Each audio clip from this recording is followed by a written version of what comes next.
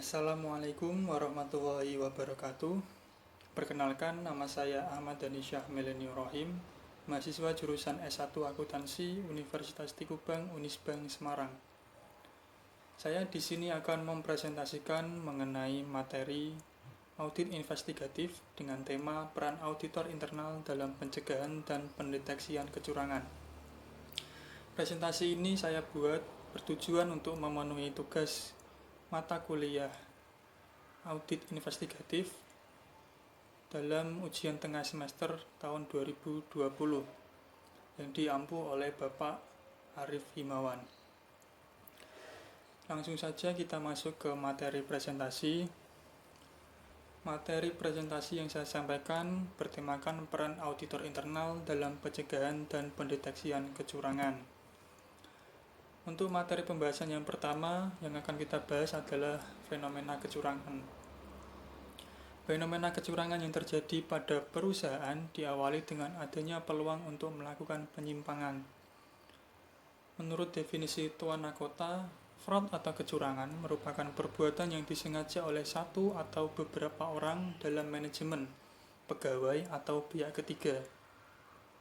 Perbuatan tersebut tidak tergantung pada ancaman kekerasan atau kekuatan fisik, melainkan penipuan yang dilakukan oleh pihak dan organisasi untuk mendapatkan uang, kekayaan, atau jasa, dan juga digunakan untuk menghindari pembayaran atau kerugian jasa, dan juga yang pasti digunakan untuk mendapatkan keuntungan pribadi atau bisnis mereka. Nah, yang selanjutnya, fenomena kecurangan yang sering terjadi baik di instansi pemerintah maupun instansi swasta adalah kasus korupsi. Di instansi pemerintah khususnya, kasus korupsi tidak hanya melibatkan orang-orang yang mempunyai jabatan tinggi, tetapi juga orang-orang yang berada di bawahnya, serta tidak hanya terjadi di lingkungan pemerintah pusat, melainkan juga di lingkungan pemerintah daerah. Tindakan-tindakan korupsi yang seringkali dilakukan dalam instansi pemerintah khususnya, diantaranya adalah memanipulasi pencatatan, penghilangan dokumen, dan juga markup yang merugikan keuangan atau perekonomian negara. Kecurangan ini biasanya dipicu oleh adanya keinginan untuk menampilkan atau menyajikan laporan keuangan yang baik. Selain itu, kecurangan bisa juga terjadi karena adanya kesempatan untuk melakukan penyelewengan. Dalam instansi pemerintah, sering terjadi kasus penyelewengan. Yang diselewengkan tentu saja aset negara atau aset daerah oleh pihak-pihak tertentu.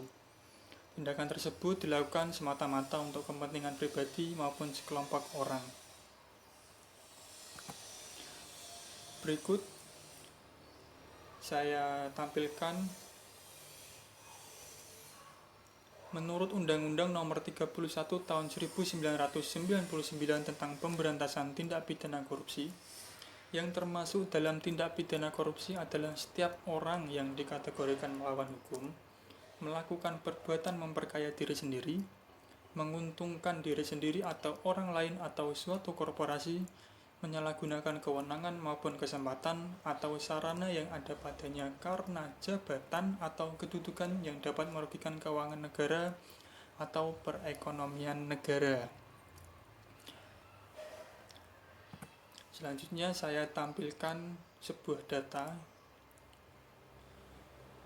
Pengukuran terhadap persepsi korupsi di dunia selama ini telah dilakukan oleh Transparency International atau TI pada setiap tahunnya dengan meluncurkan Corruption Perception Index atau CPI.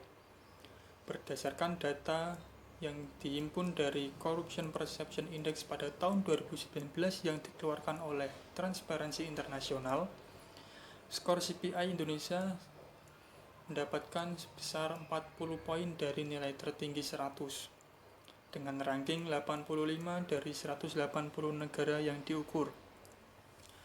Data tersebut saya dapatkan dari Transparency International Indonesia. Untuk indeks persepsi korupsi mengacu pada 13 survei dan penilaian ahli untuk mengukur korupsi sektor publik di 180 negara dan teritori. Nah, ada 5 negara yang memiliki angka yang sama dengan Indonesia. Kelima negara tersebut yakni Burkina Faso, Guyana, Lesotho, Trinidad, dan Tobago.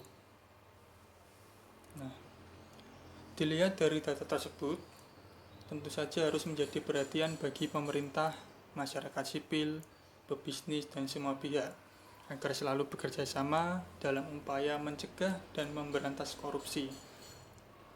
Karena dari poin 40 ke 100 itu sangat selisih, sangat banyak, 60 poin. Dan juga ranking 85 dari 180 negara, itu hampir setengah dari posisi dari seluruh negara. Nah, dari data tersebut pun bisa dilihat masih tingginya jumlah kasus korupsi dan besarnya kerugian negara yang diakibatkan oleh tindak korupsi tersebut, yang seharusnya semakin membuat sadar bahwa kita harus melakukan sesuatu untuk membenahi ketidakberesan tersebut. Namun terkadang walau berbagai jenis kasus fraud, dalam hal ini korupsi khususnya, terungkap dan telah diproses oleh hukum, belum ada indikasi bahwa tindak kecurangan itu akan segera terhenti. Justru seiring berjalannya waktu semakin banyak dan kompleks, walaupun sorotan utama sering terjadi pada manajemen puncak perusahaan atau terlebih lagi terhadap pejabat tinggi suatu instansi.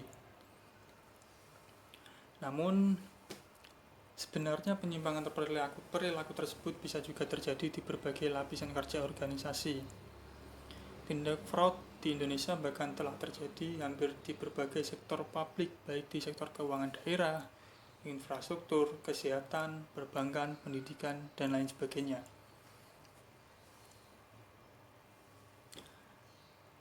Dan terdapat juga banyak penelitian yang dilakukan untuk mengetahui maupun menganalisis fraud diamond dalam hal ini untuk mendeteksi kecurangan. Beberapa penelitian tersebut banyak yang menekankan pada sektor swasta, perusahaan, perbankan, dan juga pemerintahan. Nah, tadi adalah beberapa fenomena-fenomena kecurangan yang sering kita temui. Dan selanjutnya kita akan masuk ke pembahasan tentang Diamond Theory. Untuk Diamond Theory sendiri adalah pandangan baru terhadap fenomena fraud yang diusulkan oleh Wolff dan Hermansen.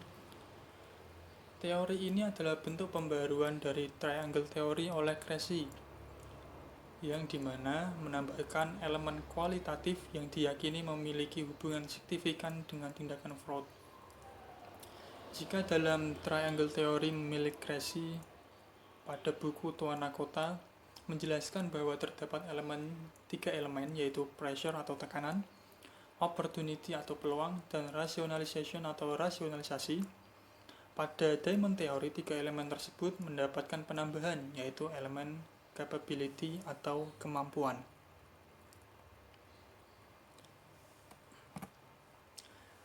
Nah, berikut adalah bentuk dari Diamond Theory yang ada 4, yaitu pressure, opportunity, rationalization, dan tambahan yang berasal dari Triangle Theory yang mendapatkan penambahan menjadi 4, yaitu capability.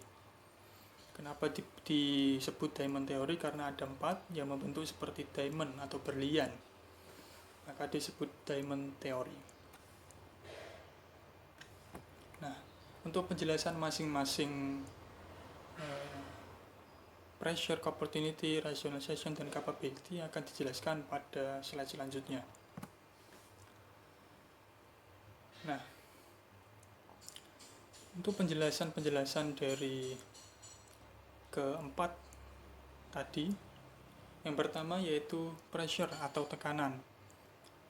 Dapat didefinisikan sebagai motif dari perilaku seseorang untuk melakukan penyelewengan karena dipicu oleh adanya dorongan yang dirasakan, menurut Arles 2014. Setiap pelaku harus menghadapi beberapa jenis tekanan untuk dapat melakukan penipuan.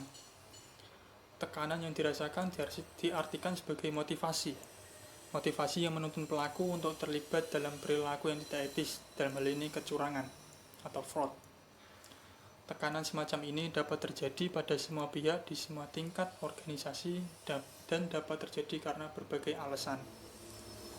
Alasannya dapat berupa adanya tekanan finansial, itu suatu alasan yang sangat klise dalam terjadinya fraud. Bisa juga tekanan karena adanya dorongan dari kebiasaan yang buruk, dan juga tekanan yang berhubungan dengan pekerjaan.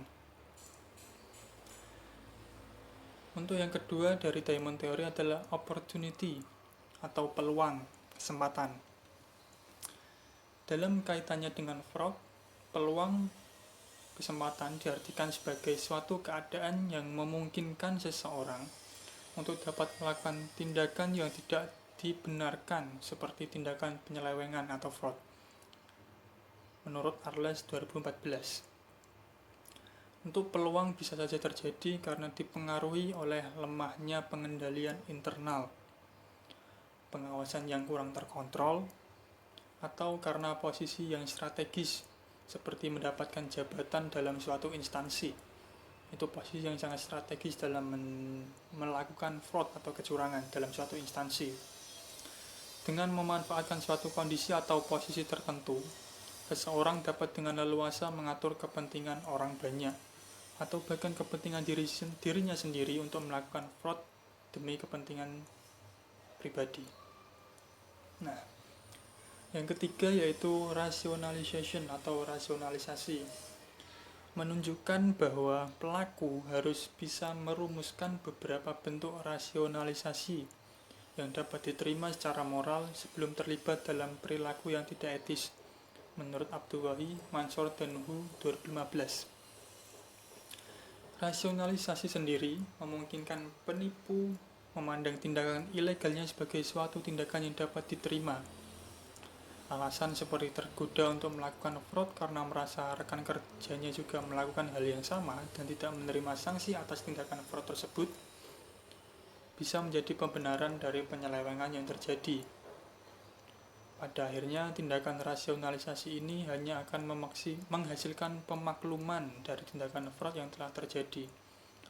Apabila jika tindakan fraud tersebut dilakukan secara terus-menerus dan tanpa mendapatkan teguran atau bahkan sanksi karena terjadinya fraud tersebut, maka rasionalisasi dari pelaku akan menunjukkan bahwa perilaku fraud yang dilakukan adalah suatu hal yang tidak salah karena tidak adanya sanksi yang diberikan atas tindakan fraud tersebut.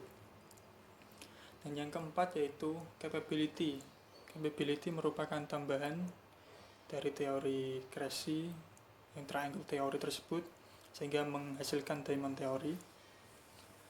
Untuk capability sendiri diartikan sebagai suatu kemampuan atau kelebihan seseorang dalam memanfaatkan keadaan yang melingkupinya, yang mana kemampuan ini lebih banyak diserahkan pada situasi untuk mengelabui sistem pengendalian internal dengan tujuan untuk melegalkan hal-hal yang sebenarnya dilarang dalam suatu organisasi, yang tentu saja merupakan fraud atau kecurangan, menurut Arles 2014. Capability sebagai elemen keempat fraud.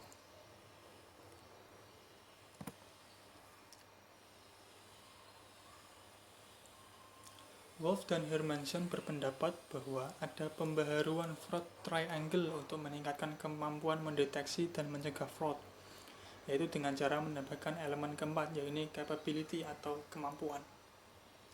Saya mengutip kalimat dari Wolff dan Hermansen.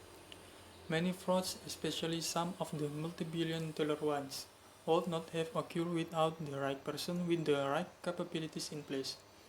Opportunity opens the doorway to fraud, and incentive and rationalization can draw the person towards. But the person must have the capability to recognize the open doorways as an opportunity and to take advantage of it by walking through, not just once, but time and time again. Accordingly, the critical question is, who could turn an opportunity for fraud into reality? Wolff and Hermansen 2004. Kurang lebih arti atau makna yang dihasilkan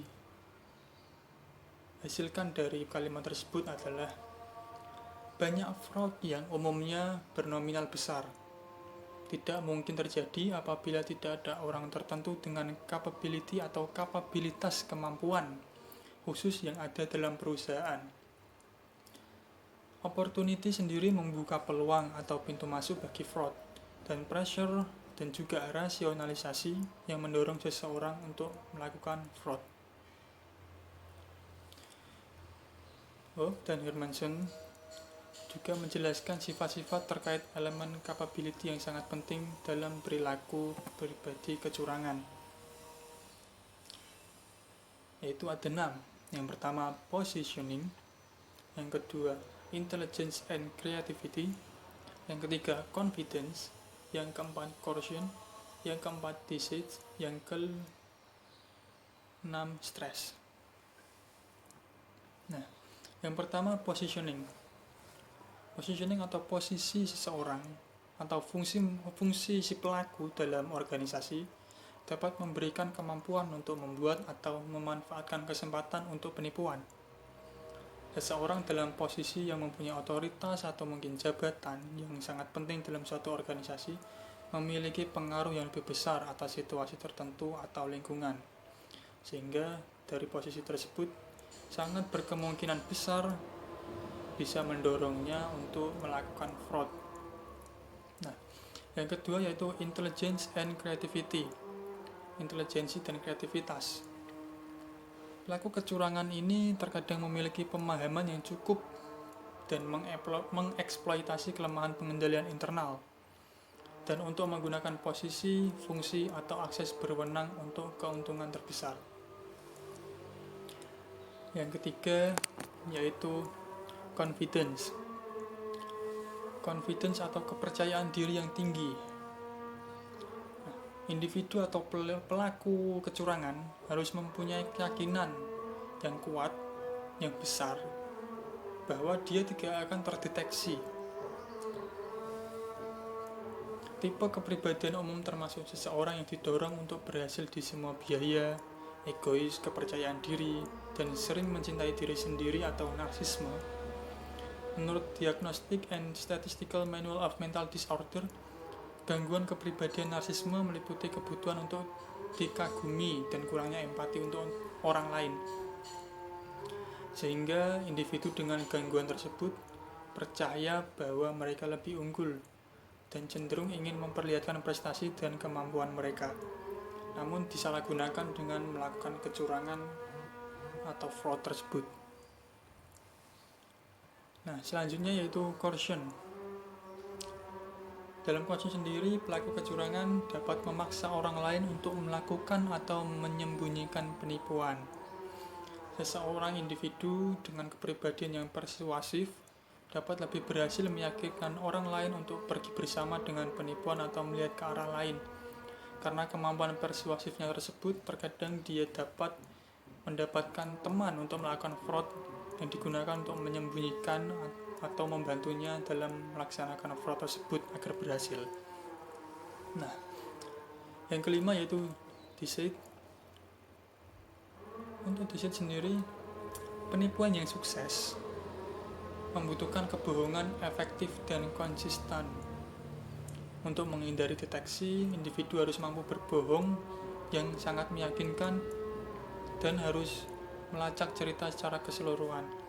Jadi bagi si pelaku kecurangan tersebut, dia harus sudah menyiapkan skema kebohongan yang runtut dari awal sampai akhir yang digunakan untuk menyembunyikan fraud atau kecurangan yang dilakukan, sehingga tidak akan terdeteksi kecurangan yang terjadi karena dia sudah mempersiapkan alasan atau kebohongan-kebohongan yang sudah dipersiapkan lebih dulu untuk menutupi kecurangan-kecurangan yang dilakukan.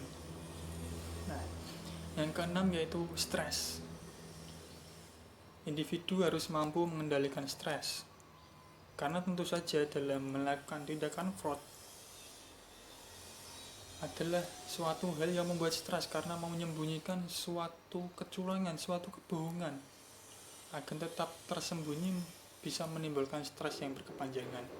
karena pasti dia akan diliputi rasa kecemasan bahwa bagaimana bila nanti kecurangan atau fraudnya terdeteksi, dan dia pasti akan memikirkan bagaimana jika terdeteksi saya akan mempertanggungjawabkan hal tersebut, bisa saja di penjara, mendapatkan hukuman pidana, atau mungkin dalam perusahaan bisa mendapatkan pemecatan.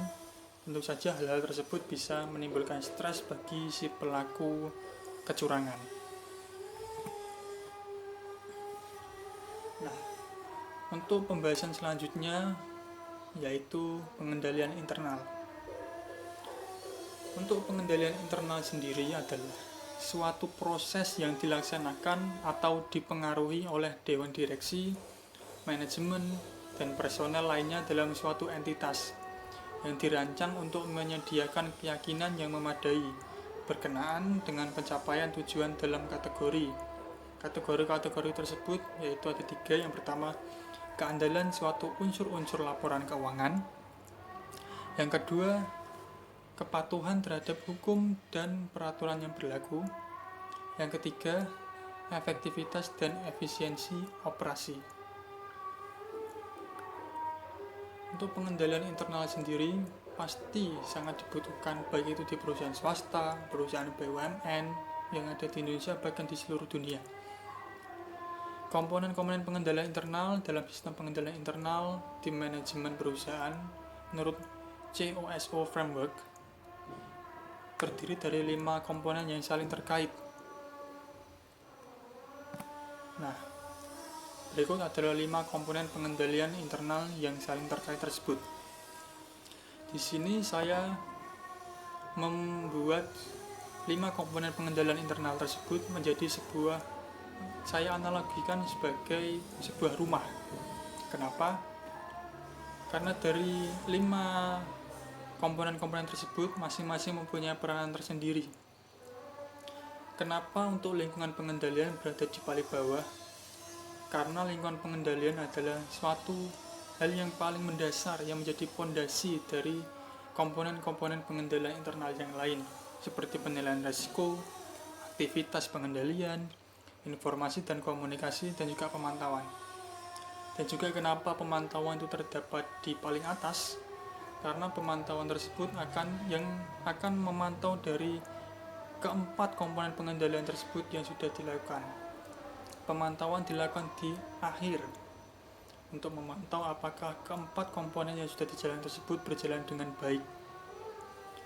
Nah, bila mana lingkungan pengendalian internal yang menjadi dasar dari kelima komponen pengendalian internal itu tidak kokoh atau tidak kuat, maka bisa saja keempat komponen pengendalian internal yang lain tidak akan efektif dilakukan untuk menjadi pengendalian internal yang baik dalam suatu perusahaan atau instansi. Nah, untuk selanjutnya saya akan menjelaskan satu persatu dari komponen pengendalian tersebut. Yang pertama yaitu lingkungan pengendalian yang menjadi dasar dari komponen pengendalian dari pengendalian internal tadi. Lingkungan pengendalian sendiri menetapkan suasana dari suatu organisasi yang mempengaruhi kesadaran akan pengendalian dari orang-orangnya. Lingkungan pengendalian merupakan fondasi dari semua komponen pengendalian internal lainnya yang menyediakan disiplin dan struktur. Nah,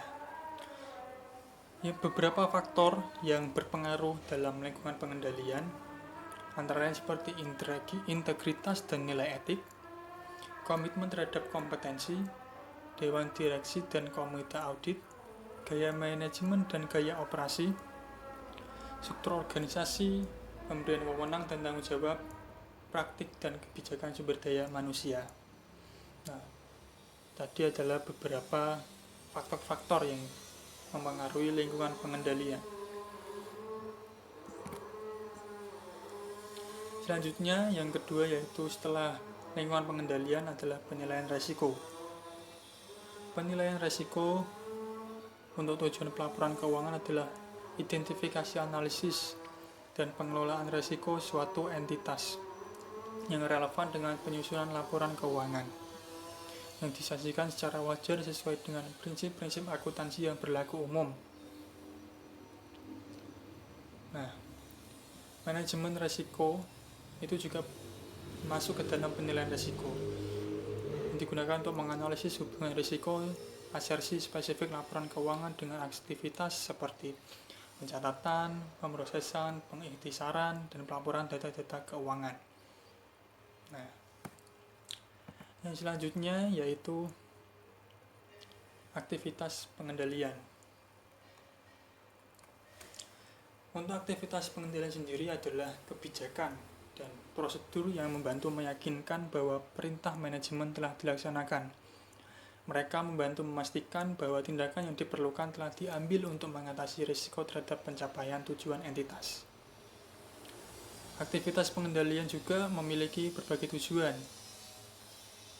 Umumnya aktivitas pengendalian yang mungkin relevan dengan audit dapat digolongkan sebagai kebijakan dan prosedur yang berkaitan dengan review terhadap kinerja, pengelolaan informasi, pengendalian fisik, dan pemisahan tugas.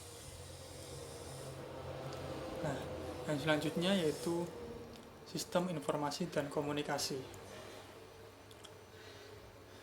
Untuk sistem informasi dan komunikasi yang relevan dengan tujuan laporan keuangan yang meliputi sistem akuntansi, terdiri dari metode pengumpulan biaya dan catatan-catatan yang diciptakan untuk mengidentifikasi, mengumpulkan, menganalisis, mengklasifikasi, mencatat, dan melaporkan transaksi-transaksi entitas, dan untuk memelihara akuntabilitas dari aktiva dan kewajiban.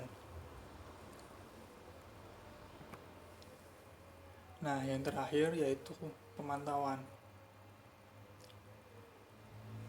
Pemantauan di sini dibuat sebagai segitiga, sebagai atap, yang merupakan yang paling atas dari komponen-komponen pengendalian internal. Yang paling atas untuk memastikan bahwa di bawah-bawahnya itu telah terlaksana dengan baik, dipantau dari atas. Nah, untuk pemantauan sendiri adalah suatu proses yang menilai kualitas kinerja pengendalian internal. Pengendalian intern suatu entitas pada suatu waktu. Proses ini dilakukan melalui kegiatan yang berlangsung secara terus-menerus, evaluasi secara terpisah, atau dengan berbagai kombinasi dari keduanya. Di berbagai entitas, auditor internal yang melakukan pekerjaan serupa memberikan kontribusi dalam memantau aktivitas entitas.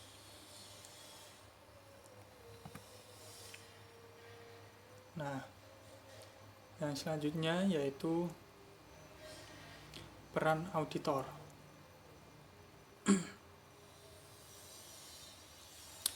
Peran utama dari auditor internal sendiri sesuai dengan fungsinya dalam mencegah kecurangan adalah berupaya untuk menghilangkan atau meminimalisir sebab-sebab timbulnya kecurangan tersebut.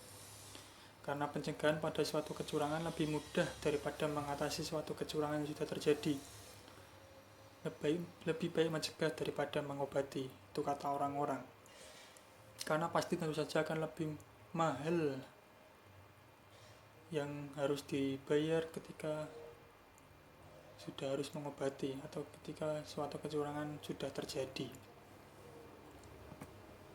Nah, untuk pencegahan-pencegahan tersebut ada beberapa hal yang bisa dilakukan. Yang pertama seperti membangun struktur pengendalian intern yang baik. Dengan semakin berkembangnya suatu perusahaan, maka tugas manajemen untuk mengendalikan jalannya perusahaan menjadi semakin berat.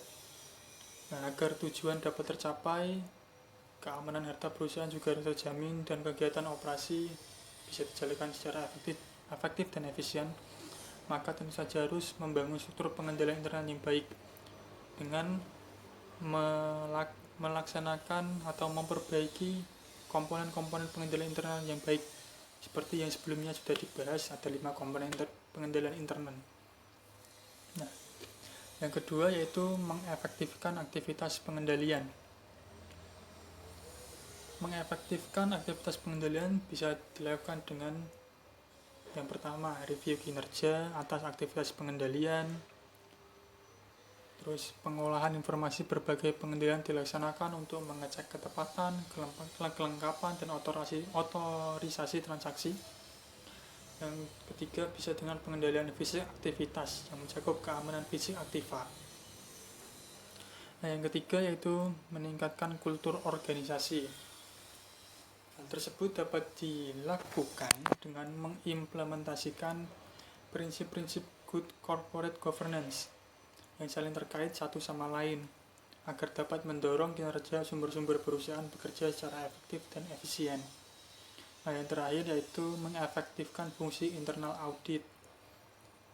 Walaupun terkadang internal auditor tidak dapat menjamin bahwa kecurangan tidak akan terjadi, namun internal auditor harus menggunakan kemahiran jabatannya sehingga diharapkan mampu mendeteksi terjadinya kecurangan dan dapat memberikan saran-saran yang bermanfaat kepada manajemen untuk mencegah terjadinya kecurangan tadi. Nah, yang selanjutnya dan juga pembahasan terakhir yaitu kompetensi internal auditor. Untuk kompetensi internal auditor didapat atau diperoleh melalui pendidikan dan pengalaman. Setiap anggota harus melakukan upaya untuk mencapai tingkatan kompetensi yang akan meyakinkan bahwa kualitas jasa yang diberikan memenuhi tingkatan profesionalisme tinggi seperti yang disyaratkan oleh prinsip etika menurut Mulyadi 2009. Nah, untuk kompetensi internal auditor, ada beberapa kompetensi internal auditor yang seharusnya dimiliki oleh internal auditor. Ada 6 lebih tepatnya. Yang pertama yaitu keterampilan komunikasi. Keterampilan komunikasi tersendiri termasuk juga komunikasi lisan, penulisan laporan, dan juga keterampilan presentasi untuk seperti presentasi misal mendapatkan fraud, kecurangan, dia harus pandai mempresentasikan itu kepada halayak umum, khususnya manajemen. Yang kedua yaitu keterampilan memecahkan masalah, seperti harus bisa mempunyai pemikiran konseptual dan juga analitis, karena tentu saja internal auditor bekerja untuk memecahkan masalah. Dalam hal ini masalahnya adalah fraud atau kecurangan yang terjadi dalam suatu entitas atau perusahaan. Nah, yang ketiga yaitu kemampuan untuk mempromosikan nilai audit internal. Kemampuan tersebut untuk mempromosikan nilai audit internal itu mempromosikan di antara karyawan kunci dalam organisasi, misalnya seperti manajemen yang mempunyai jabatan penting atau bahkan supervisor, dan juga karyawan-karyawan biasa yang terkadang luput dari pengawasan. Jadi auditor harus mampu untuk mempromosikan atau mengedukasi para karyawan atau orang-orang yang terdapat dalam suatu entitas atau perusahaan yang terkait untuk mempunyai nilai-nilai audit internal, agar tidak akan terjadinya suatu fraud atau kecurangan yang terjadi. Nah, yang keempat yaitu mengikuti perkembangan perubahan. Perubahan yang dimaksud di sini adalah perubahan peraturan dan juga standar industri. Tentu saja perubahan, apalagi di era 4.0 seperti ini, perubahan adalah suatu hal yang sangat wajib atau sangat biasa, dan juga jika tidak bisa terbiasa dengan perubahan maka akan tergiling atau terlindas oleh zaman perubahan itu sendiri. Jadi maka internal auditor pun harus mengikuti perkembangan perubahan peraturan ataupun standar industri yang sedang berlaku atau sedang terjadi saat ini. Nah, yang kelima yaitu pengetahuan dalam audit. Ini menjadi kompetensi dasar yang harus dimiliki internal auditor, karena dia adalah sebagai auditor yang mengaudit. Tentu saja dia harus mengetahui pengetahuan dalam audit. Pengetahuan tersebut seperti standar audit internal dan juga standar etika profesional. Tentu saja para pemakai jasa internal auditor menginginkan seorang auditor yang kompeten dan juga profesional.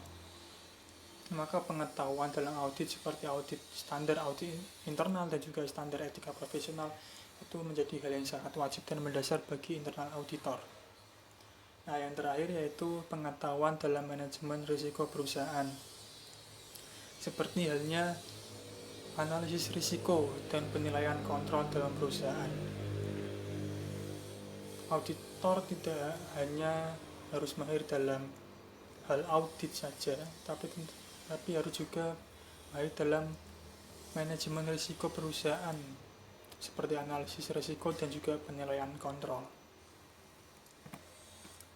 Nah, itu tadi materi yang berkenaan dengan peran auditor internal dalam pencegahan dan pendeteksian kecurangan yang saya gunakan untuk memenuhi tugas ujian tengah semester audit investigatif pada UTS tahun 2020 ini. Semoga apa yang saya sampaikan dapat bermanfaat, dan maaf jika banyak salah kata. Wabillahi taufiq wal hidayah. Wassalamualaikum warahmatullahi wabarakatuh.